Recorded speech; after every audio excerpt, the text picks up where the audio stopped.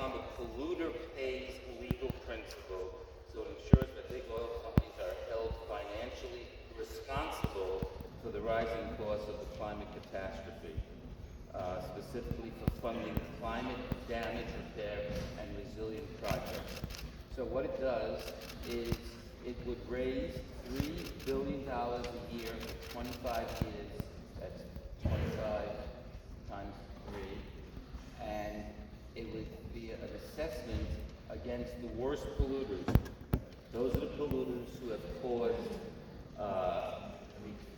there's a quantifiable way of determining who caused the most damage, and approximately 35 to 40 companies would fall into the category of those polluters who have caused the damage, and they would be the ones to pay a proportional share of the $3 billion each year based on how much pollution they caused. And over the course of, and I just want to read you a couple of statistics because this is important to know. The estimated cost of upgrading New York City's sewer system is approximately $100 billion. A proposal to protect the city from flooding could cost more than $50 billion. And the price tag for protecting Long Island, a bunch of you from Long Island, is estimated to be at least $75 to $100 billion. And so the tremendous costs that are involved, and I think we all understand what's been happening. We see 100-year storms taking place like all the time now. We've seen 500-year storms a number of times in recent years.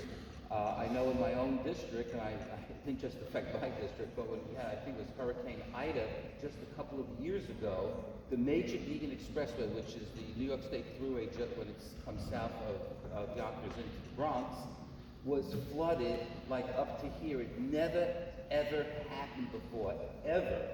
And we've seen floods like that. We've seen coastal flooding, events that have never taken place before in the history. So what is happening, this climate change, it's not just sort of a blip, not a temporary trend. So we've seen events, whether it's hurricanes or tornadoes, in places that have tornadoes, snowstorms, and other events happen much more frequently and much more severely. And the cost of dealing with it is staggering.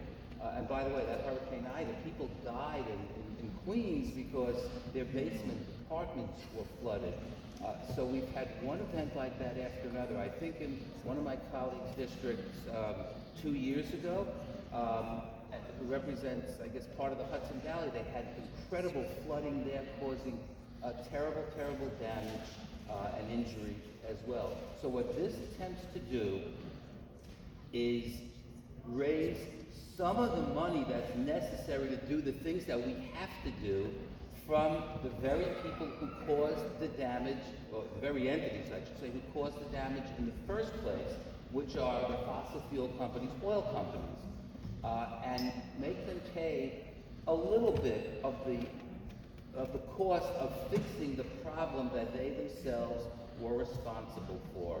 And it does it in a fair and equitable way, and we should all keep in mind that this damage, which we have to address, has to be paid for. So the question is whether we all pay for it, the taxpayers pay for it, or at least the oil companies pay for a little piece of it. And that's what this bill is about. And it establishes a fund that would be administered by the Department of Environmental Conservation to determine how the money is going to be spent, what it's going to be spent for, and there are a number of different types of things that the money would be spent for, including upgrading stormwater drainage systems, making defensive upgrades to roads, bridges, subways, and transit systems. I'm just going to name a few of the many things.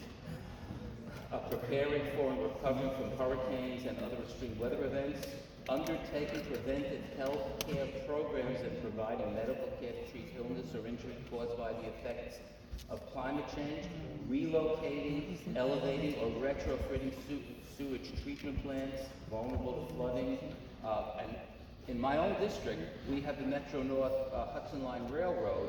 The railroad tracks are like this far from the Hudson River. I'm not exaggerating. It's just several feet away, and it's pretty much on the same level. At some point, the MTA is going to have to figure out a way to prevent those railroad tracks. And it's not just in the Bronx portion; it's also in Westchester, as one example. To, I don't know, lift it up, lock it off, whatever they're going to have to do. All that stuff costs huge amounts of money, and if the work isn't done, we won't have the railroad anymore. Installing energy-efficient upgrades and retrofits in public and private buildings, including schools and public housing.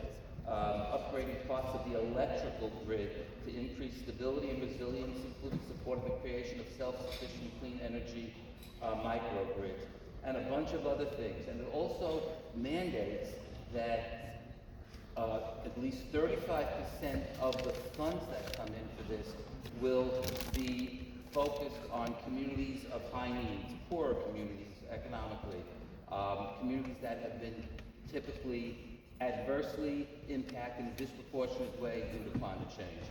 So it'll also determine, as I think I mentioned, the proportionate liability of the responsible parties.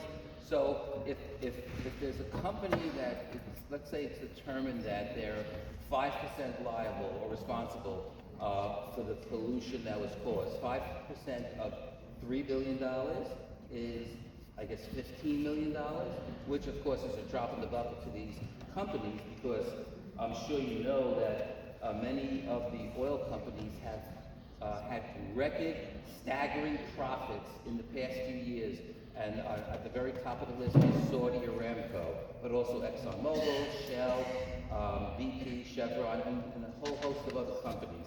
And there are about 35 to 40 such companies which would have to participate in kicking in to this fund to help fix the damage which they themselves caused, knew about, in some cases maybe were less than truthful about, denied it, and here we are today, and I know we all know what's going on, and anybody who doesn't believe that, well, you really just haven't been paying attention.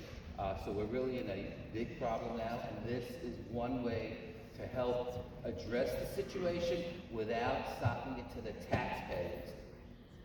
I think that's my short explanation. Would you like to hear the longer version? No? Okay, fine.